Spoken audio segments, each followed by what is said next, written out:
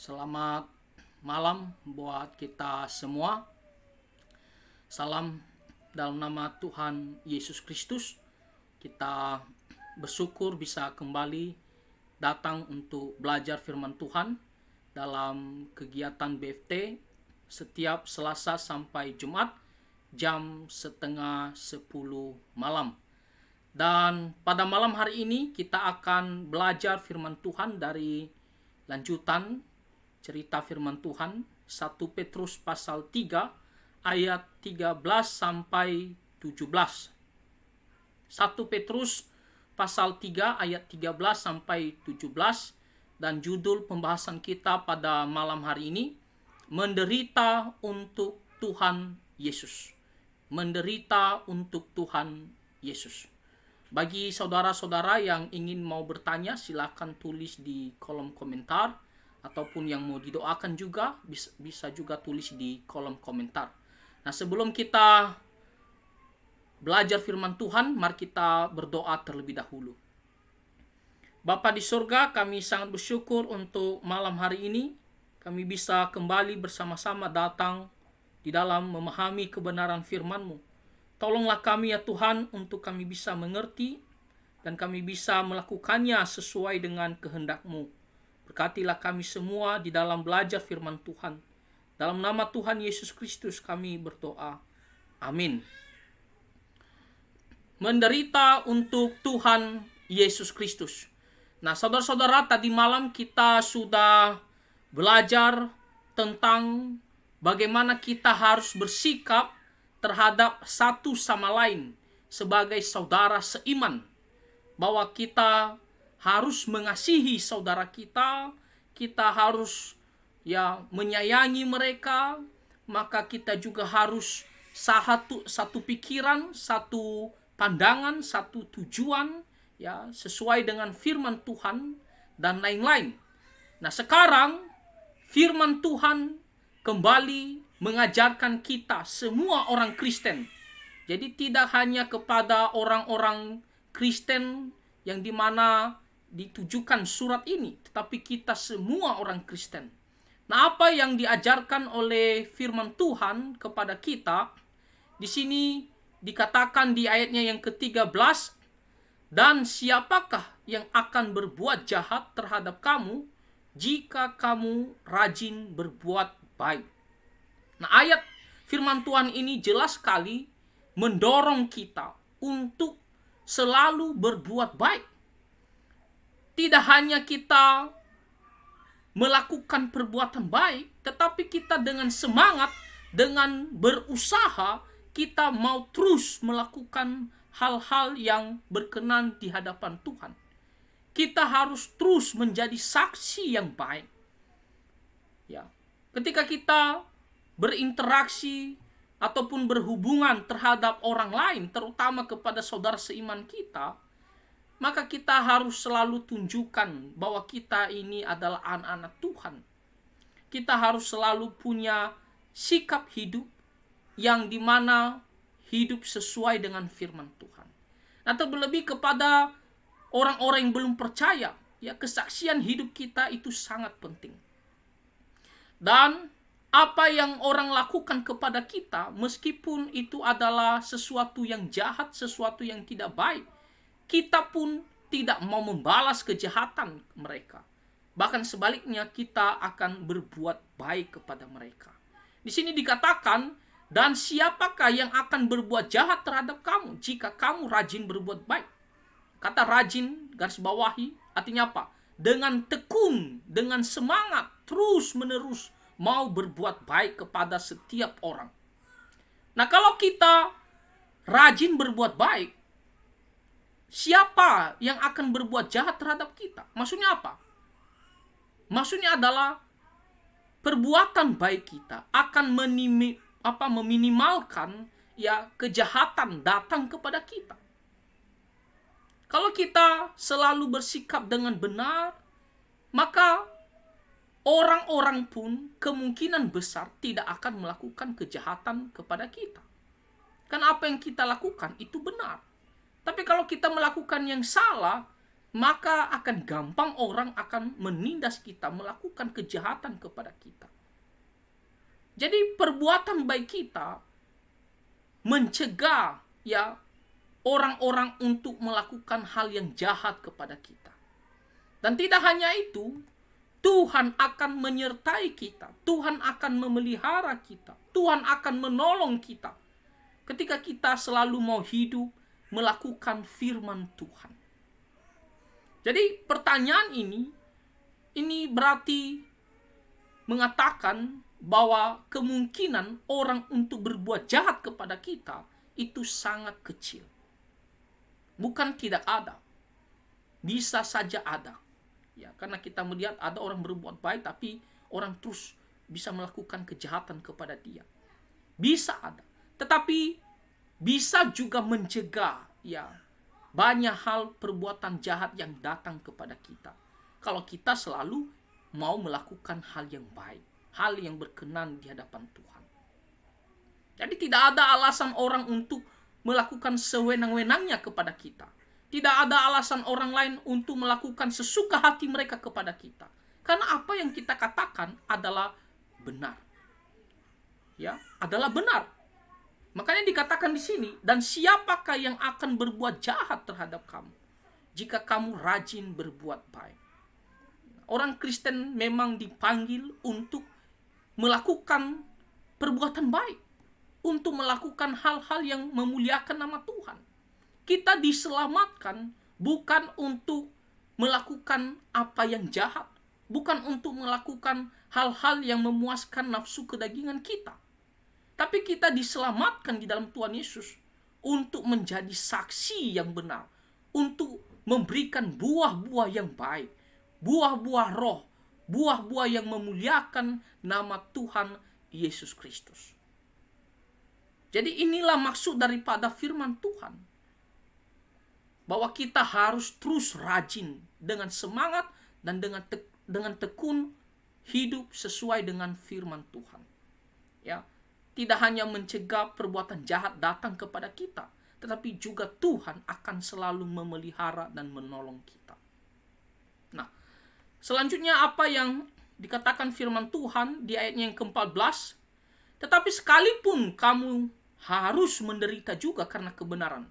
Tadi saya sudah katakan, bukan berarti kalau kita berbuat baik, berusaha berbuat baik, maka 100% perbuatan jahat dari orang lain tidak akan datang kepada kita. Ya, saya tadi katakan tidak, ya. Bisa saja. Ya, walaupun bisa mencegah, tetapi ada peluang bisa saja juga kita tetap ya disakiti oleh orang ataupun orang berbuat jahat kepada kita. Nah, kalaupun seandainya kita sudah berbuat baik, terus berbuat baik, namun ada orang-orang yang masih mau melakukan hal yang jahat kepada kita. Ya, masih mau melakukan hal-hal yang memfitnah kita. Maka di sini dikatakan sekalipun kamu harus menderita. Ya, sekalipun kita dirugikan, walaupun kita merasa kita adalah benar, kita berbuat baik, tapi sekalipun kita dirugikan, dikatakan di sini menderita karena kebenaran, maka dikatakan di sini kamu akan berbahagia. Kalaupun kita harus menderita, dirugikan, ya, di dalam kebenaran, ya, karena kebenaran, bukan karena kejahatan kita, maka tidak masalah. Kita pun mau terima dengan senang hati, kita mau sabar, ya, kita mau jalani. Kenapa? Di sini dikatakan karena ada upahnya.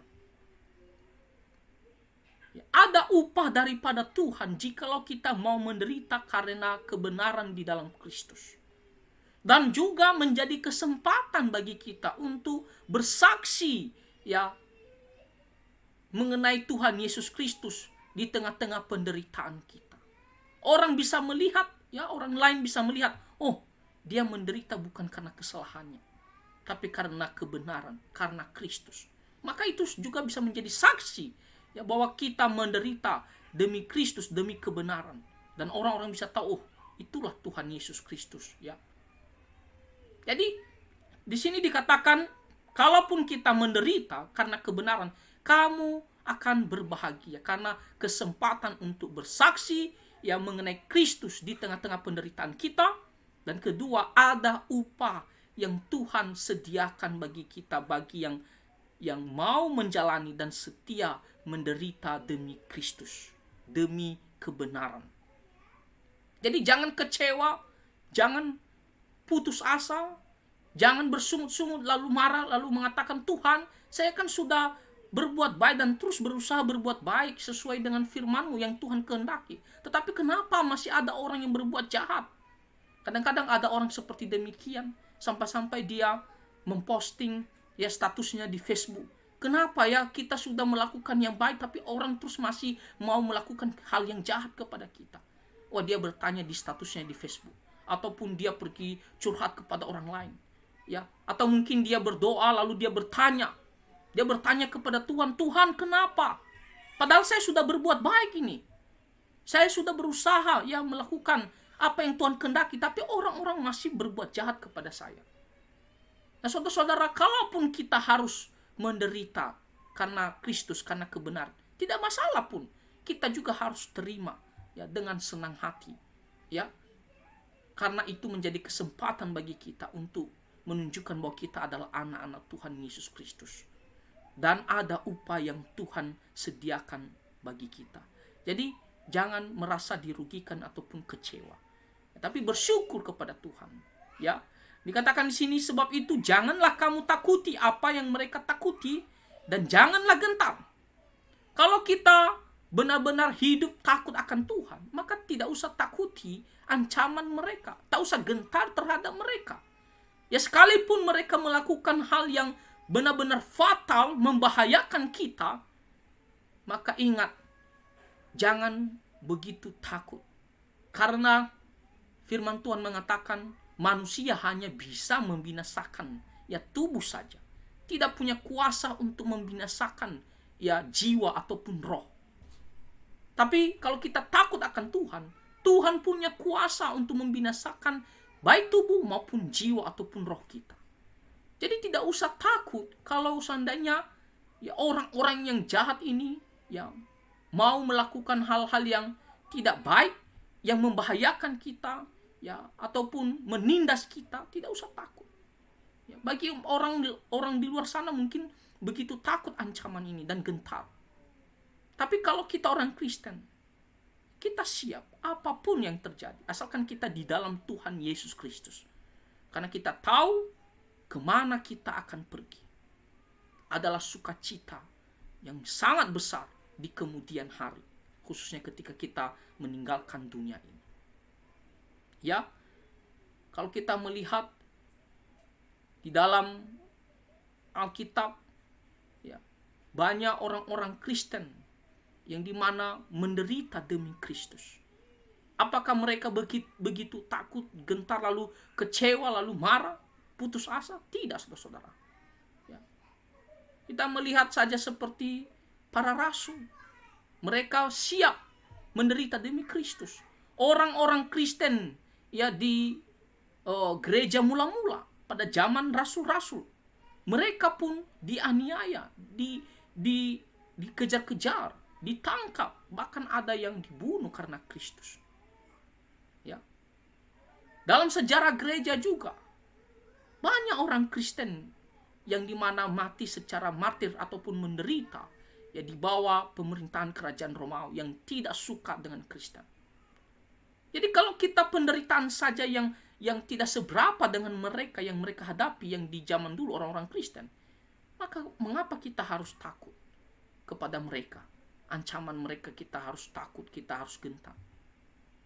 Asalkan kita di dalam Kristus. Ya. Bahkan kalau ada sesuatu yang lebih fatal lagi yang harus kita terima, tapi karena kita tetap mengikut Kristus, ya, hidup di dalam Kristus, maka dikatakan di sini, ya, janganlah kamu takuti, ya, dan janganlah gentar. Karena kita tahu kemana kita akan pergi. Dan Tuhan kita juga, Dia adalah Allah yang adil. Dia pasti akan membalaskan kejahatan orang yang berbuat jahat. Jadi itu, saudara-saudara, marilah kita, ketika kita harus menderita karena Tuhan Yesus Kristus, karena kesaksian di dalam Tuhan Yesus, karena kita melakukan firman Tuhan, ya, orang lain menindas kita, maka kita terima saja, ya, kita jalani saja dengan memohon kekuatan daripada Tuhan Yesus Kristus. Ayatnya yang ke-15 dikatakan, tetapi kuduskanlah Kristus di dalam hatimu sebagai Tuhan. Nah, ayat firman Tuhan ini mengajarkan kita bahwa kita harus mengkhususkan ataupun mengistimewakan, menghormati dengan sangat tinggi bahwa Kristus Yesus, ya, adalah Tuhan Allah. Maksudnya apa? Kita harus tetap beriman kepadanya, kita harus tetap beribadah kepadanya, kita harus tetap taat firman Tuhan, kita harus tetap takut akan Tuhan. Itu maksudnya kuduskanlah. Ya. Di tengah-tengah penderitaan, di tengah-tengah banyak sekali, ya, serangan ataupun bahaya ataupun, ya, hal-hal yang menakutkan, kita tidak akan gentar, kita tidak akan takut. Ya. Tetapi apa yang kita lakukan? Kita menguduskan Kristus di dalam hati kita sebagai Tuhan. Kita memandang kepada Dia selalu. Hanya kepada Dialah kita takut. Hanya kepada Dialah kita beriman. Hanya kepada Dialah kita beribadah dan melayani Dia. Kepada manusia, kita tidak akan pernah pergi, ya, takut kepada mereka ataupun, ya, beriman kepada mereka. Tetapi hanya kepada Kristus Yesus saja. Dan siap sedialah pada segala waktu untuk memberi pertanggungjawab kepada tiap-tiap orang yang meminta pertanggungjawab dari kamu tentang pengharapan yang ada padamu, ya. Tetapi haruslah dengan lemah lembut dan hormat. Ya. Nah, kalaupun orang mau meminta pertanggungjawab tentang iman kita, ataupun mencoba menyerang iman kita, ataupun meminta, ya, pendapat kita tentang iman kita, maka kita harus siap sedia memberitakan ataupun mempertanggungjawab, membela iman kita kepada Tuhan Yesus Kristus. Nah, tadi kan kita dikatakan kudus karena Kristus, ya. Maka kita harus siap, ya, memberikan pembelaan, ya, siap menjelaskan iman kita kepada orang-orang yang menghendaki untuk dipertanggungjawabkan. Jadi kalau ada orang yang menyerang tentang iman kita kepada Kristus, kita harus, ya, siap memberikan penjelasan. Kita harus siap membela, ya, iman kita kepada Tuhan Yesus Kristus. Ya. Jadi setiap orang Kristen, kita harus selalu memiliki sikap yang mau dan siap memberikan pertanggungjawab terhadap iman kita. Kalau ada orang yang bertanya, kenapa kamu percaya kepada Tuhan Yesus? Bukankah Tuhan Yesus itu menurut kami, Dia bukan Allah? Dia hanya manusia biasa. Mengapa kamu percaya kepada Tuhan Yesus? Menurut kami Dia bukan juru selamat. Kita mengatakan tidak, Tuhan Yesus itu adalah Tuhan Allah. Dia adalah juru selamat satu-satunya. Maka mereka akan mengatakan, apa buktinya? Coba tunjukkan, coba jelaskan kepada kami.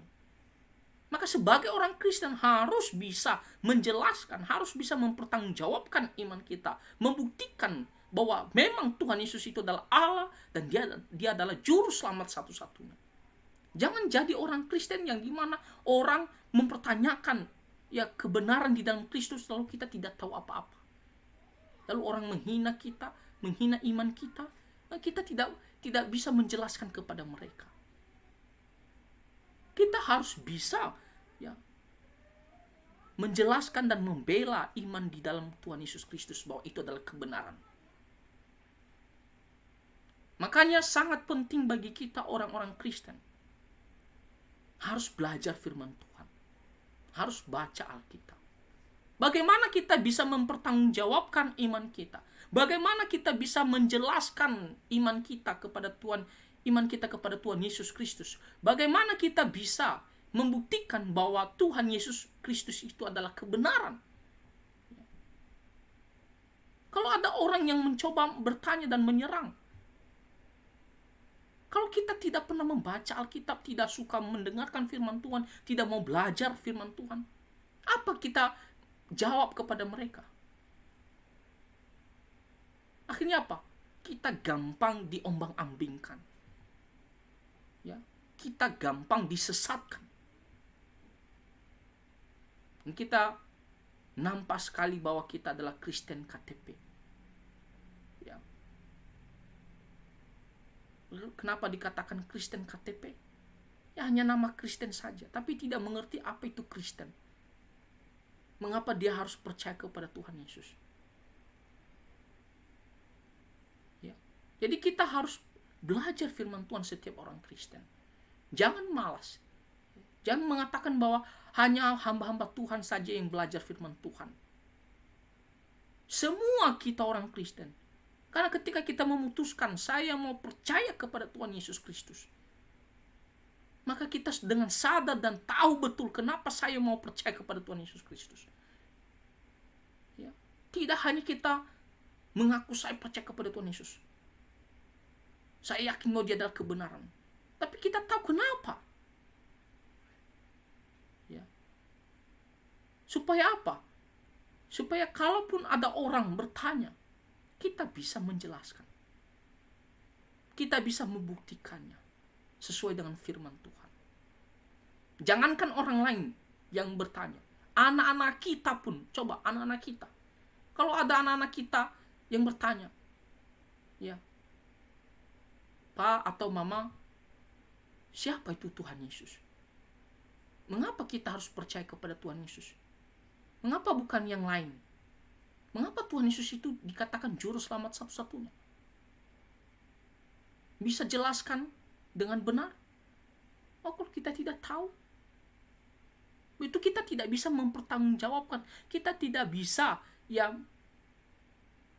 mengetahui kenapa saya punya iman kepada Tuhan Yesus. Kenapa saya mau percaya kepada Tuhan Yesus.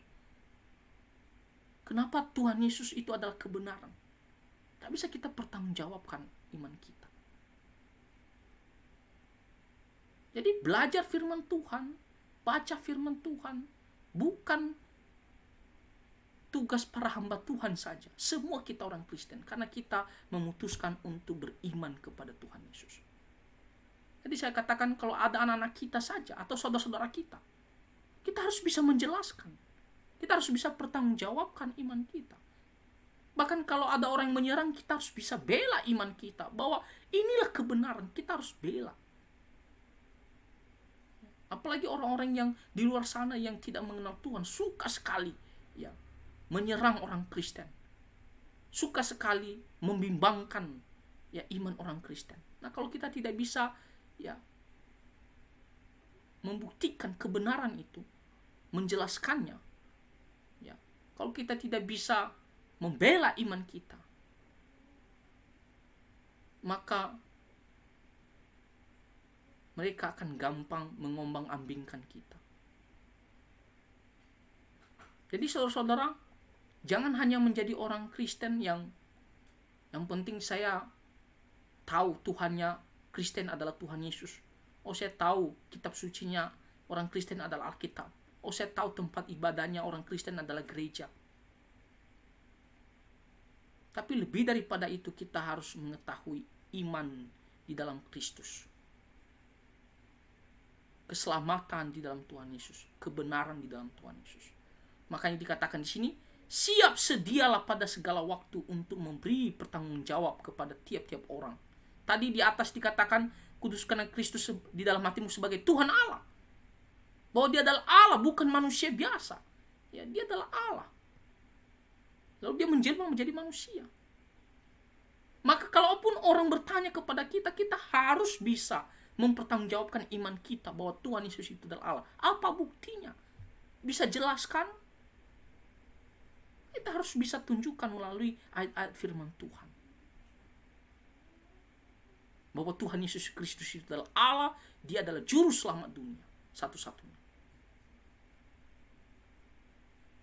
Ya, jadi mari kita terus belajar firman Tuhan supaya kita semakin mengenal Tuhan Yesus Kristus dan iman kita semakin bertumbuh. Di sini dikatakan, tetapi haruslah dengan lemah lembut dan hormat. Ingat, ketika kita memberikan penjelasan tentang iman kita, membela iman kita di dalam Kristus, bukan dengan cara kasar, bukan dengan cara ya seperti mau berantem. Bukan, itu bukan cara yang benar. Ya, bukan seperti kelompok yang di luar sana. Ya, kelompok lain. Ketika mereka membela iman mereka dengan tindakan yang ya bisa saja dengan anarkis. Tuhan Yesus tidak mau seperti demikian. Meskipun kita harus dengan semangat membela iman kita, tetapi ingat kata Tuhan Yesus, dengan lemah lembut ya dan hormat. Ya. Dengan sikap yang baik, sopan dan menghormati orang. Bukan dengan sikap yang kasar dan lalu merendahkan orang lain. Bukan. Atau menghina orang lain. Bukan. Karena bagaimana mereka bisa mau mendengarkan, mau menerima dan bahkan percaya kepada penjelasan iman kita, kalau sikap kita menyampaikannya dengan cara kasar ataupun ya hal yang tidak baik. Jadi bela iman kita dengan semangat, bertanggungjawabkan iman kita, memberikan penjelasan, tetapi ingat, bukan dengan cara kasar, tetapi dengan cara lemah lembut dan hormat. Artinya apa? Kita jelaskan baik-baik, ya, jelaskan dengan benar sesuai dengan firman Tuhan. Ya, jadi jangan hati-hati, jangan sampai kita karena begitu semangat membela iman kita, akhirnya apa? Kita terpancing emosi lalu kita mau berantem. Itu sudah salah. Bukan itu yang diinginkan oleh Tuhan Yesus. Kalau kita harus membela, kita dengan cara lemah lembut. Karena Tuhan Yesus Kristus pun lemah lembut. Ya. Maka kita harus mengikuti Tuhan kita dengan lemah lembut. Ayatnya yang ke-16 dikatakan, dan dengan hati nurani yang murni, supaya mereka yang memfitnah kamu karena hidupmu yang saleh dalam Kristus menjadi malu karena fitnahan mereka itu. Maksudnya apa? Dengan hati nurani yang murni, dengan hati yang tulus dan hidup yang sesuai dengan firman Tuhan. Tidak hanya dalam hal omongan saja kita menjelaskan iman bahwa ini adalah kebenaran. Tapi kalau tidak dengan tulus dan tidak disertai dengan perbuatan kita, maka apa gunanya? Apa gunanya? Orang pun tidak mau menerima. Karena melihat apa yang kita ucapkan dan apa yang terlihat terhadap ya kehidupan kita tidak sesuai. Omongan kita ya dengan pengajaran firman Tuhan tentang Tuhan Yesus adalah benar, bagus. Tapi kelakuan hidup kita tidak bagus. Ya. Kesaksian kita buruk. Maka orang tidak akan percaya. Orang tidak akan menerima. Meskipun kita jelaskan beribu-ribu kali. Tapi dia melihat kehidupan kita yang buruk. Bagi dia, ya itu adalah sesuatu yang tidak benar. Jadi, di satu sisi kita harus membela dengan, ya dalam arti apa? Kita harus berbicara. Tetapi dari satu sisi juga kita harus menunjukkan hati nurani yang murni, dalam arti dengan hati yang tulus dan hidup yang sesuai dengan apa yang kita katakan, sesuai dengan apa yang firman Tuhan inginkan, supaya cocok ya antara perkataan dan juga perbuatan. Dikatakan di sini, supaya mereka yang memfitnah kamu karena hidupmu yang saleh. Lihat. Jadi bela iman kita dengan perkataan, tapi disertai dengan perbuatan baik, ya. Bukti, ya, dari perbuatan kita yang sesuai dengan firman Tuhan, dikatakan yang saleh, ya. Kalaupun ada yang memfitnah kita, dikatakan sini, mereka menjadi malu, ya, karena fitnahan mereka itu. Mereka langsung, ya, dipermalukan karena kesaksian hidup kita. Mereka tidak bisa menuduh kita karena mereka melihat kesaksian hidup kita. Kalau kita mengatakan Tuhan Yesus itu juru selamat, di dalam Kristus, ya, ada kebenaran. Nah, kalau kita hidup kesaksian yang buruk, orang mengatakan bagaimana ada keselamatan di dalam Kristus, bagaimana ada kekudusan, kebenaran. Lihat kelakuanmu, ya. Mereka bisa memfitnah kita, mereka bisa menuduh kita. Tapi kalau kita mengatakan di dalam Kristus ada kekudusan, ada kebenaran, ada keselamatan, kalau kesaksian hidup kita adalah bagus, maka orang-orang yang sekalipun memfitnah kita menjadi malu, karena orang akan melihat, iya ya, kesaksian hidup mereka itu bagus-bagus. Jadi perkataan mereka, ya, langsung ketahui orang bahwa apa yang mereka katakan itu adalah dusta, tidak sesuai. Ya, itu adalah tuduhan-tuduhan yang tidak benar. Jadi kita harus hidup sesuai dengan firman Tuhan. Di samping kita berbicara tentang Tuhan Yesus, tentang iman kita, ya, iman dan dibuktikan dengan perbuatan baik, ya, bukan hanya iman saja tapi tidak disertai dengan perbuatan baik. Iman lalu dibuktikan dengan perbuatan baik, maka orang-orang yang belum percaya kepada Tuhan tidak bisa memfitnah kita. Kalaupun memfitnah kita, menuduh kita yang tidak benar, mereka menjadi malu karena kesaksian hidup kita yang baik. Tapi kalau kita menjadi kesaksian yang buruk, orang pun mengatakan, oh iya benar loh, begitulah orang Kristen. Ya, mereka bahkan bersuka cita, oh itulah mereka ketawain kita. Tapi kalau kita hidup dengan bagus, hidup sesuai dengan firman Tuhan, maka mereka bisa menjadi malu. Ya, karena perkataan mereka yang mengatakan, oh Kristen itu tidak benar, tapi mereka lihat kehidupan kita bagus, orang mengatakan, oh kamu bilang Kristen tidak benar, tapi lihat kesaksian hidup mereka bagus, baik. Ya, jadi tuduhan mereka ini menjadi tidak ada gunanya. Tapi kalau kesaksian hidup kita buruk, orang mengatakan, oh Kristen itu tidak benar, orang melihat juga, oh iya ya, lihat aja kelakuan hidup orang Kristen, lihat kelakuannya dalam kehidupan sehari-hari. Begitu apa yang mereka katakan ini adalah benar. Jadi hati-hati, ya, kita berbicara sekaligus kita harus, ya, tunjukkan bahwa kita adalah anak-anak Tuhan.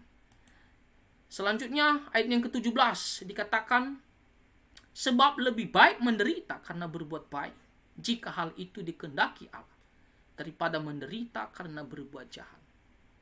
Ya. Kalaupun kita harus menderita karena berbuat baik, karena iman kepada Tuhan Yesus Kristus, maka dikatakan itu adalah sesuatu yang baik, ya, lebih bagus. Ya, kalau memang Tuhan menghendaki kita harus menderita karena Dia, maka tidak masalah. Nah, ini ayat ini juga mengatakan bahwa orang-orang yang mengatakan bahwa orang Kristen itu tidak akan menderita, itu adalah salah. Karena di sini dikatakan jika hal itu dikehendaki Allah. Artinya apa? Ada kemungkinan bahwa kita bisa menderita karena kehendak Tuhan Allah. Dan kalau kita melihat sepanjang sejarah orang Kristen, banyak orang yang menderita karena Kristus. Tuhan mengizinkan hal itu terjadi. Nah, kalau kita menderita karena Dia, itu adalah lebih bagus daripada kita menderita karena berbuat jahat. Nah, kalau kita menderita berbuat jahat, tidak hanya kita menerima penderitaan ya di dunia ini saja atau pada saat itu saja, tapi nanti juga di hadapan Tuhan, Tuhan akan ya hukum kita. Ya. Tapi kalau kita sebaliknya menderita karena Dia, karena berbuat baik, maka menjadi saksi yang baik tentang Kristus dan memuliakan Tuhan Yesus Kristus. Dan di akhir hidup kita pun ya ketika kita meninggalkan dunia ini, kita akan menerima ya kebahagiaan upah dalam Kristus Yesus. Nah, jadi janganlah kita menjadi orang Kristen yang menderita karena kesalahan kita, karena dosa kita, karena perbuatan jahat kita. Misalnya kita mencuri, lalu orang tindas kita. Ada kan yang mencopet-copet itu ya. Setelah dia ditangkap lalu dipukul habis-habisan, lalu mukanya ya berdarah-darah. Itu kan menderita. Ya, waktu dia dipukul dia bengkak semua dan berdarah. Nah, penderitaannya itu karena kesalahannya sendiri, karena dosa, karena dia pergi mencuri. Nah, kita harus jauhkan ya hal itu. Tapi yang benar adalah karena kita berbuat baik, kita beriman kepada Kristus. Orang pun tindas kita di hadapan Tuhan, ya kita adalah benar, ya sesuai dengan kehendaknya.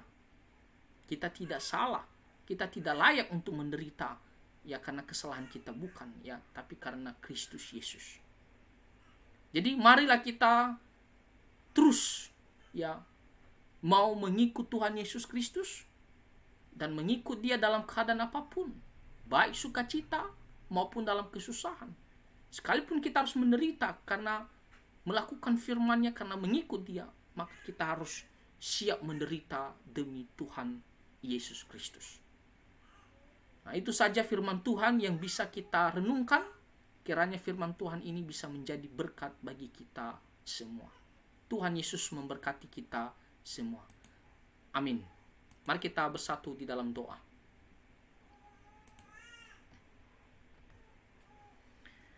Bapa di sorga, kami sangat bersyukur untuk malam hari ini kami bisa kembali belajar firman Tuhan. Dan kami telah mendengarkan firman-Mu, tolonglah kami untuk bisa kami mengerti dan melakukannya sesuai dengan kehendak-Mu. Pimpinlah hidup kami ya Tuhan, dan ampunilah segala dosa kami. Di dalam nama Tuhan Yesus Kristus kami berdoa. Amin. Baik saudara-saudara, malam ini kita belum bisa nyanyi, minta maaf ya, karena memang ada banyak gangguan ya, tapi tidak masalah ya. Kita usahakan supaya ke depan secepatnya kita bisa bernyanyi ya. Oke, dan besok malam kita akan lanjutkan lagi belajar firman Tuhan jam 9:30 malam ya. Besok hari Jumat tetap ada belajar firman Tuhan ya, Selasa sampai Jumat ya. Lalu kita share dan kita ajak juga teman-teman kita untuk datang belajar firman Tuhan. Besok kita akan belajar 1 Petrus ya, bagian selanjutnya dari 1 Petrus pasal 3 ayat 13 sampai 17 ini. Nah, selamat malam dan Tuhan Yesus memberkati kita semua. Amin.